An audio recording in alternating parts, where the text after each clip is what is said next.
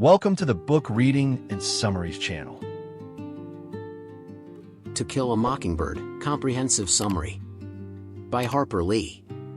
Introduction: A Child's Window into an Unjust World. Harper Lee's To Kill a Mockingbird, published in 1960, is one of the most celebrated works of American literature, praised for its profound moral insight, vivid storytelling, and compassionate exploration of human behavior. Set in the fictional town of Macomb, Alabama, during the Great Depression of the 1930s, the novel captures a community steeped in racial prejudice, rigid class divisions, and moral hypocrisy, all seen through the innocent yet perceptive eyes of a child. The narrator, Jean Louise Scout Finch, recalls her childhood experiences with her older brother Jem and their widowed father Atticus Finch, a principled lawyer. Through Scout's coming-of-age journey, Lee examines the clash between innocence and experience, justice and injustice, and the quiet heroism of standing up for what is right in the face of social condemnation. The novel's central metaphor, that it's a sin to kill a mockingbird, represents the destruction of innocence by evil and prejudice. This moral truth echoes through the intertwined fates of Tom Robinson, an innocent black man wrongly accused of rape, and Boo Radley, a misunderstood recluse who becomes an unexpected symbol of goodness. Part 1, Macomb, A World of Childhood and Curiosity. At the beginning of the story, Scout is 6 years old. She lives with her father, Atticus Finch, and her 10-year-old brother, Jem, in a modest house on Macomb's main residential street. Their mother died when Scout was 2, leaving Atticus to raise the children with the help of Calpurnia, a strict but caring African-American housekeeper who serves as both disciplinarian and maternal figure. Macomb is described as a slow, old town where nothing ever happens, yet its social life is rigidly structured. Families are judged not by wealth but by heritage, who their grandparents were, how long they've lived in Macomb, and what their race is. Beneath the calm surface, racial tension and moral complacency lie just below the skin. During the summer, Scout and Jem befriend a curious, imaginative boy named Charles Baker Harris, nicknamed Dill, who visits his Aunt Miss Rachel each year. Dill becomes fascinated by the Radley house, a mysterious, decaying home that belongs to Nathan Radley and his reclusive brother Arthur Boo Radley. Local legend paints Boo as a terrifying figure. Years ago, he supposedly stabbed his father with scissors and has never been seen since. The children, fueled by rumor and imagination, play games that involve reenacting the Boo Radley story. They sneak around the Radley property, daring one another to approach the house and touch the front porch. Despite their childish fear, curiosity soon gives way to subtle hints of Boo's humanity. One day, Scout finds chewing gum in a knothole of a tree on the Radley property. Later, she and Jem discover small carved soap figures that resemble them, shiny coins, and other trinkets, gifts apparently left by Boo. But when Nathan Radley fills the knothole with cement, the connection between Boo and the children is severed, symbolizing the town's effort to cut off anything that challenges its norms. Meanwhile, Scout begins her first year of school and quickly learns that the adult world's rules don't always make sense. Her teacher, Miss Caroline Fisher, scolds her for being able to read and write too well and forbids her from learning at home with Atticus.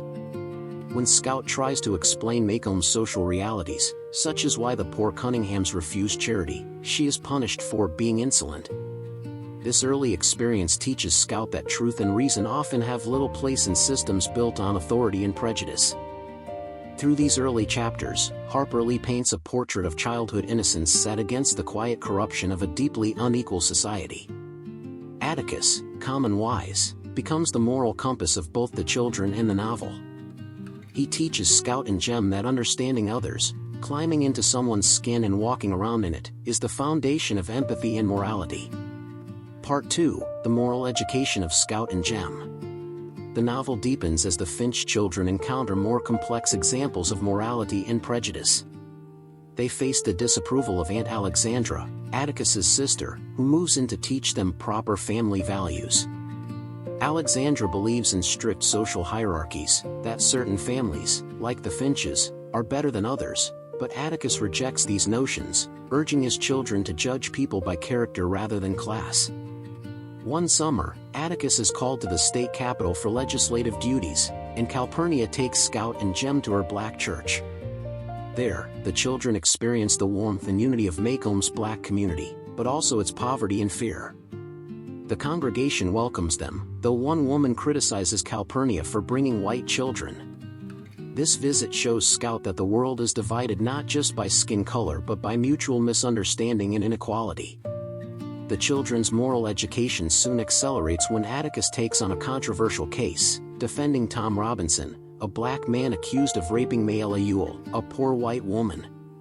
The Ewells live behind the town's dump, and their patriarch, Bob Ewell, is an abusive, racist drunkard despised by most of Maycomb. Yet in the racist social order of the South, even the Ewell's word carries more weight than that of a black man. When Atticus agrees to defend Tom, Maycomb's citizens turn against him.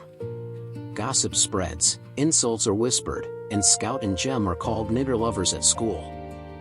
Though Scout wants to fight, Atticus forbids it, teaching that fighting doesn't solve anything. He tells his children that true courage means standing for what is right, even when you know you'll lose. One of the novel's most memorable moments occurs when Atticus is forced to shoot a rabid dog, Tim Johnson, wandering through the street. Until then, Scout and Jem see their father as old and boring. When Atticus calmly shoots the dog with one precise shot, they learn he was once known as the deadest shot in Maycomb County. Yet Atticus doesn't boast, he downplays the act, teaching them that real courage is moral, not physical. As the trial approaches, tensions rise. One night, Atticus sits outside the jail, anticipating trouble. A mob of white men, intent on lynching Tom Robinson, arrives. Scout, Jem, and Dill secretly follow him. In an extraordinary scene, Scout innocently engages Mr. Cunningham, one of the mob members, in conversation, talking about his son. Her childlike sincerity pierces the men's collective hatred, and they disperse in shame. The moral innocence of a child dissolves the violence of a mob, one of the novel's most poignant moments. Part 3, The Trial of Tom Robinson. The trial becomes the novel's centerpiece, where the themes of justice, prejudice, and moral integrity converge. The courthouse is packed, even the children attend, sitting in the balcony with Maycomb's black citizens. During the proceedings, Atticus methodically exposes the flaws in the Ewell's accusations. He shows that Mayella's injuries were inflicted by a left-handed man, while Tom Robinson's left arm is crippled from a childhood accident, rendering him physically incapable of the attack. Mayella, isolated and lonely, breaks down during her testimony.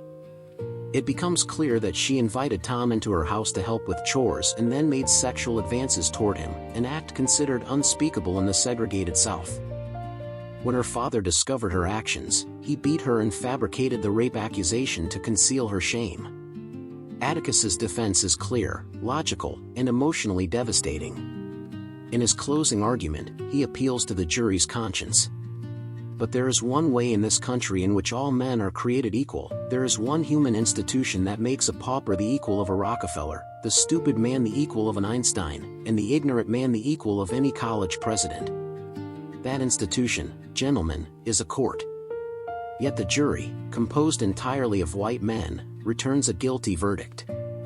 The decision devastates Jem, who believed in the fairness of the legal system. Scout, though younger, senses the moral failure but also witnesses small acts of decency. The black spectators rise in silent respect as Atticus leaves the courtroom, acknowledging his courage. The aftermath is bitter. Despite Atticus's efforts to appeal, Tom Robinson loses hope and is later shot dead while trying to escape from prison. Atticus delivers the news to Tom's widow and family, his quiet composure masking deep sorrow. Through Tom's fate, Harper Lee illustrates the destructive power of racial injustice, a system so corrupt that truth and decency cannot prevail against prejudice. Part 4, Consequences and Reflections. After the trial, the town resumes its daily routines, unwilling to confront its own guilt. But for the Finch family, life has changed irrevocably. Jem becomes withdrawn and disillusioned, grappling with the harsh reality that justice is not always served. Scout continues to struggle with Maycomb's hypocrisies, especially when her teacher condemns Hitler's persecution of Jews while ignoring racism in her own classroom. Meanwhile, Bob Ewell, humiliated by Atticus's exposure of his lies, seeks revenge. He harasses Tom's widow, spits in Atticus's face, and attempts to intimidate Judge Taylor. Atticus warns the children to be cautious, but insists that Yule's threats are all talk. The novel's final act unfolds one dark Halloween night. Scout participates in a school pageant, wearing a large ham costume made of chicken wire and fabric. After the event, she and Jem walk home through the woods. The night is pitch black. Suddenly, they hear footsteps following them. The sound grows closer. Without warning, Bob Yule attacks. Jem tries to defend Scout but is overpowered, his arm is broken. Scout, trapped in her costume, struggles to see. Amid the chaos, another man intervenes, wrestling with Yule. When the struggle ends, Yule lies dead, stabbed with his own knife, and the mysterious rescuer carries Jem home. At home, Atticus and Sheriff Heck Tate arrive. Scout finally sees her savior clearly, Arthur Boo Radley, pale, shy, and silent. All her childhood fears dissolve as she realizes he has been watching over them all along, a quiet guardian in the shadows. Heck Tate insists that Yule's death be recorded as an accident. To expose Boo to public attention, he says, would be like shooting a mockingbird. Scout, remembering her father's words, agrees. Boo, like Tom Robinson, is a mockingbird, a pure soul harmed by the cruelty of others. Scout then walks Boo home and stands on the Radley porch, seeing the world as he would have seen it, the children playing, the seasons changing, the neighborhood unfolding. In this moment, she achieves full moral understanding, empathy, maturity, and compassion. Themes and Symbolism 1. The mockingbird as a symbol of innocence. The mockingbird represents purity and goodness, creatures that don't do one thing but make music for us to enjoy. Tom Robinson and Boo Radley both embody this symbol. Tom is destroyed by racial injustice, Boo is wounded by social isolation. To harm them is to commit a moral sin. Racism and moral hypocrisy. The novel exposes the deep-rooted racism of the American South. White society maintains its dominance through both legal and cultural prejudice. Yet, Harper Lee also shows that racism is sustained not only by hatred but by silence, by good people who fail to act. The loss of innocence. Scout and Jem's transformation from naive children to morally aware young people mirrors humanity's loss of innocence. They learn that monsters are not found in haunted houses but in ordinary human hearts. Empathy and moral growth. Atticus's most enduring lesson is empathy, to climb into someone's skin and walk around in it. Through her relationships with Boo, Calpurnia, and others, Scout learns to understand people beyond stereotypes. The courage to do what's right. Atticus represents moral courage, the strength to stand alone for truth. He knows he cannot win Tom's case, yet he defends him because it is right. As he tells his children, real courage is when you're licked before you begin but you begin anyway and see it through. Class, gender, and social hierarchies. Harper Lee critiques not only racial divisions but also class prejudice and gender roles. Scout is constantly told to act like a lady, while poor whites like the Yules are looked down upon despite being white. The novel reveals how these hierarchies sustain oppression. Character analysis. Scout Finch, a curious, intelligent girl whose moral awakening frames the novel. Her perspective combines innocence and sharp insight, allowing readers to witness both humor and heartbreak. Atticus Finch, the moral center of the story. Calm, rational, and empathetic, Atticus represents integrity in a corrupt world. Jem Finch, Scout's older brother, whose journey from boyhood to adolescence mirrors the loss of idealism and faith in justice. Boo Radley, a symbol of misunderstood goodness. Initially a figure of fear, Boo becomes a symbol of compassion and quiet heroism. Tom Robinson, the novel's tragic figure, whose false conviction and death expose the evil of racial prejudice. Bob Yule, the embodiment of ignorance, hate, and moral decay. His actions reveal the ugly face of white supremacy. Mayla Yule, a victim of both her father's abuse and societal expectations. Her false accusation stems from shame and desperation. Calpurnia, the Finch's housekeeper, bridging the white and black worlds. Through her, Scout learns respect and discipline. Het Tate, the town sheriff, whose sense of justice evolves by the novel's end when he protects Boo. Dill Harris, a symbol of childhood imagination and sensitivity. His emotional reactions to injustice foreshadow Scout's moral growth, moral vision and social commentary.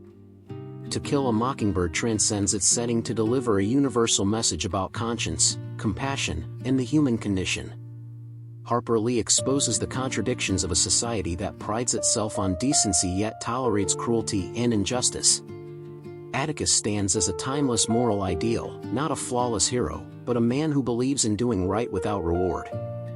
His quiet integrity contrasts sharply with the hypocrisy of Maycomb's citizens, who gossip about morality while ignoring their own sins. The novel's closing dialogue between Scout and Atticus encapsulates its entire moral philosophy. Atticus, he was real nice. Most people are, Scout, when you finally see them. Through this exchange, Lee reminds readers that understanding and kindness, the ability to see others truly, are the foundations of a just and humane world. Conclusion: the enduring legacy of Harper Lee's vision. To Kill a Mockingbird endures because it captures both the darkness and the light of the human spirit. Beneath its simple narrative of childhood lies a profound moral fable about prejudice and courage, cruelty and compassion, justice and grace. Through Scout's eyes, we learn that evil often hides in plain sight, that goodness can dwell in the most unlikely souls, and that moral strength is measured not by victory, but by integrity. The Mockingbird, innocent, pure, and defenseless, becomes Harper Lee's ultimate symbol of conscience. To protect it is to preserve the very best of humanity. In the end, To Kill a Mockingbird is not just the story of one southern town but a mirror held up to all societies where prejudice clouds justice and where empathy is the rarest form of courage. It reminds us that even amid injustice and hate, the human heart, guided by compassion, can still sing. Subscribe to the channel to motivate us to create more useful videos.